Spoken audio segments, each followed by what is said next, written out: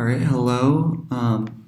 I am doing my presentation on Andrew Wyeth, and we're going to start by getting to know Andrew a little bit. Um, so, Andrew was born in 1917 in Chatsford, Pennsylvania.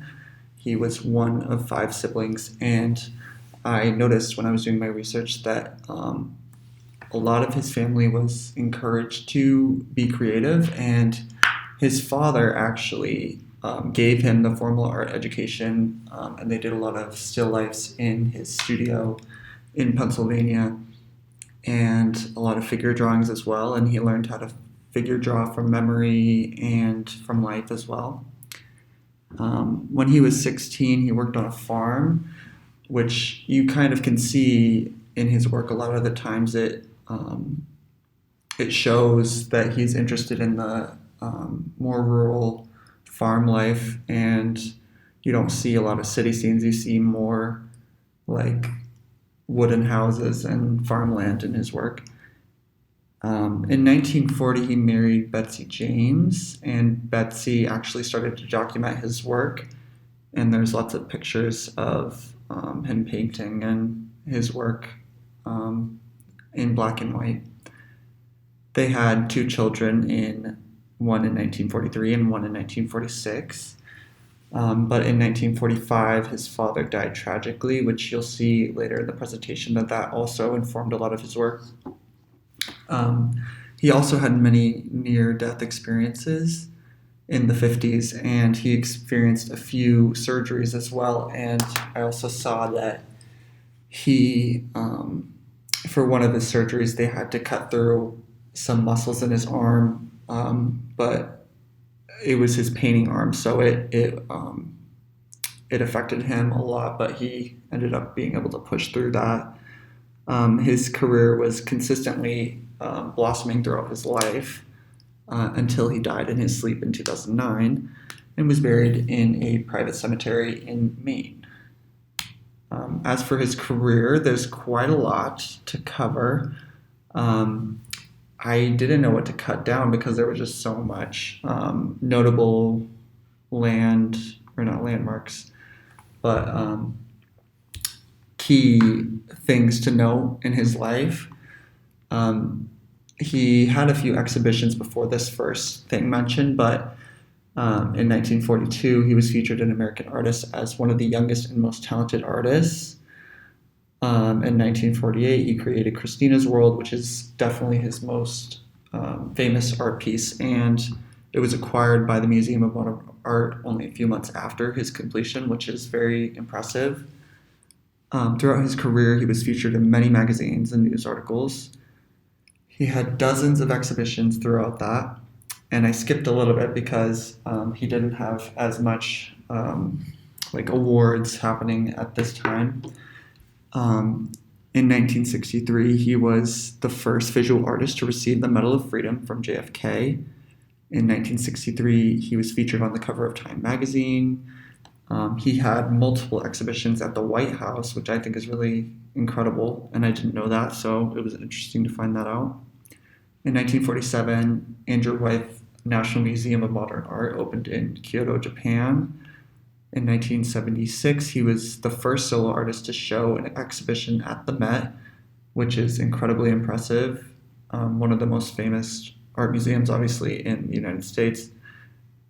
George H.W. Bush awards him the Congressional Gold Medal in 1990. He had multiple books written on his life and his work. And then George W. Bush awarded him with the National Medal of Arts in 2007. So as you can see, he had an incredible career and so many accolades, and he was incredibly celebrated throughout. And it's interesting that we don't talk about him more because I knew of him, but I know that a lot of people, especially my age and even my parents' age, don't know about him. So it was interesting to see how celebrated he was when I really haven't heard much about him. All right, so moving on to his artwork, I wanted to show a few pieces because I wanted to show his different range, because a lot of his more popular pieces are just portraits. So, for his mediums and inspirations, he discovered an affinity for tempera and watercolor in his late teen years and early 20s. A lot of his pieces are in tempera and mostly in tempera, but some in watercolor. He did many portraits and had a lot of reoccurring muses. He was really interested in human life and relationships. It was pretty obvious in his work. He did a lot of landscapes, domestic scenes, and he explored surrealism a little bit and abstraction, but he mostly did realistic work. There were some really cool surrealist art pieces that I saw, but he mostly did do just from life or some augmented version of life. He had an interest in mortality that is shown in his work, which was definitely more present after the death of his father and some other loved ones in his life. All right, this first one is of a friend, although after my research, and we'll see later in the presentation, she may have been more than a friend, but that is all speculation. But it's a series that he did that was actually secret for a long time, of this woman named Helga, and we'll see another picture of her later on in the presentation, but I thought this one was really beautiful in tempera as well. This is another more famous one. I tried to get a better picture, but another like kind of melancholy like mourning thing. It's called Groundhog Day, which I think is interesting, and that like yellow wallpaper is really interesting too. This is another reoccurring thing, was this like grass, and it's so like interesting how he did the grass strokes. It almost looks like scratches, and you'll see this in Christina's World as well. But I can just tell how long this took, and it's so interesting how like vivid it looks. And then here's a landscape, and this one is in watercolor. And he had a few watercolors, and a lot of them were landscapes. And I thought this one was really interesting, his use of negative space. So moving on to his more famous works. First one I'm going to go over is Christina's World, which is definitely his most famous art pieces and one of the most famous pieces ever. So in this piece, he uses rule of thirds, and you can see how her gaze kind of goes to this house, which is an actual place, and it is. And now it's a national landmark. And he was buried there, actually.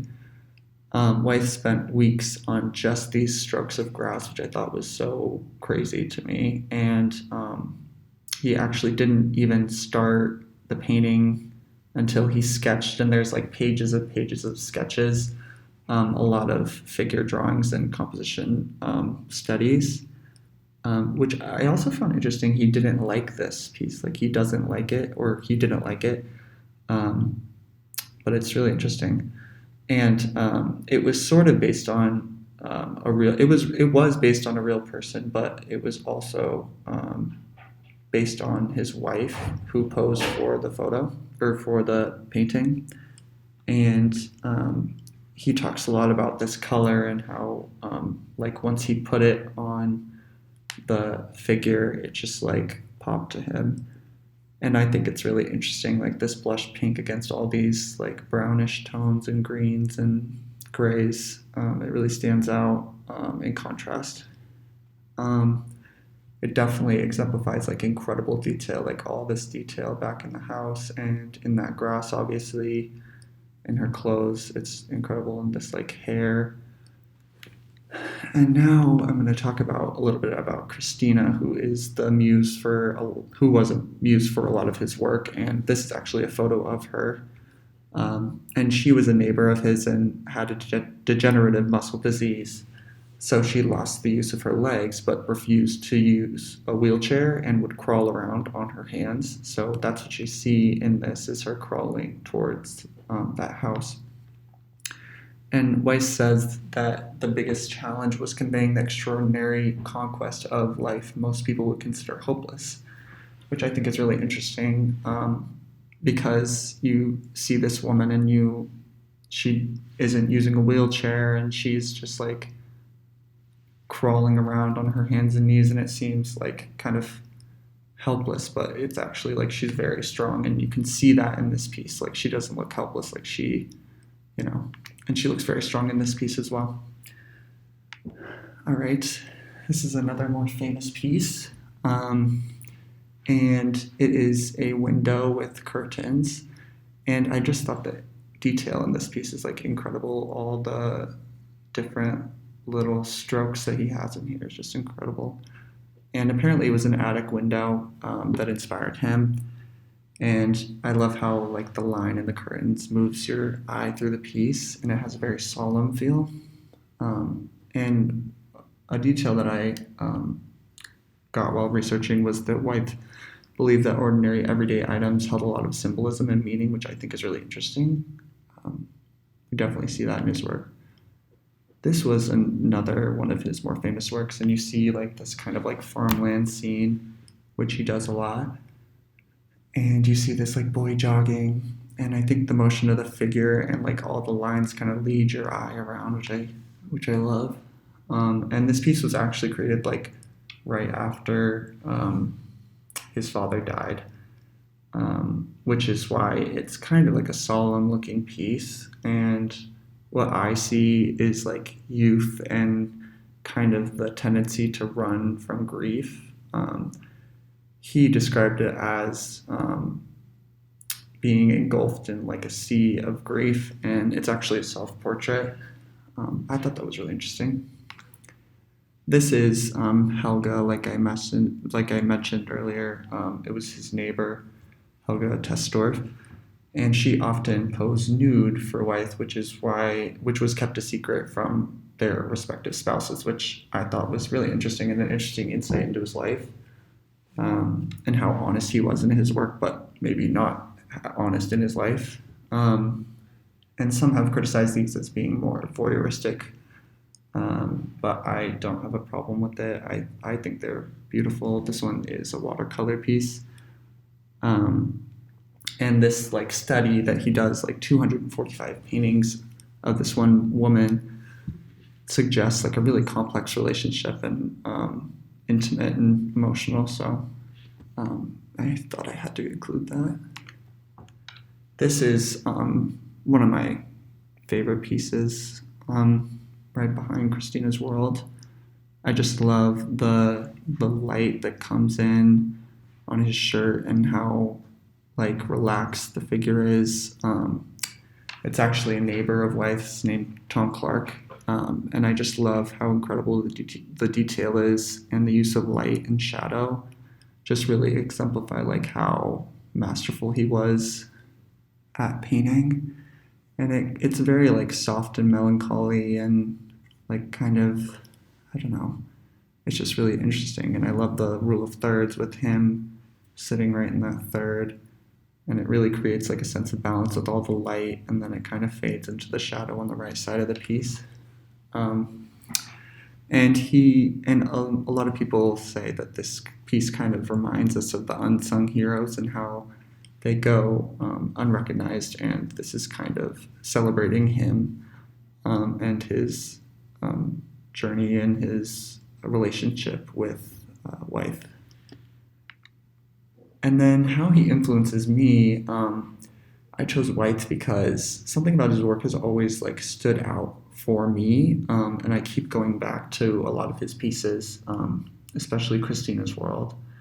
And Wyeth has influenced me and inspired me for a long time. I'm incredibly inspired by his use of light, shadow, and the meticulous details. He is a master of composition, and I definitely try to use composition in a similar way. What I really love is how he tells stories. I'm definitely influenced by that, and I hope to one day be able to like tell a story in my work like he does. I just love how the human stories really inform his work, and so yeah, that's why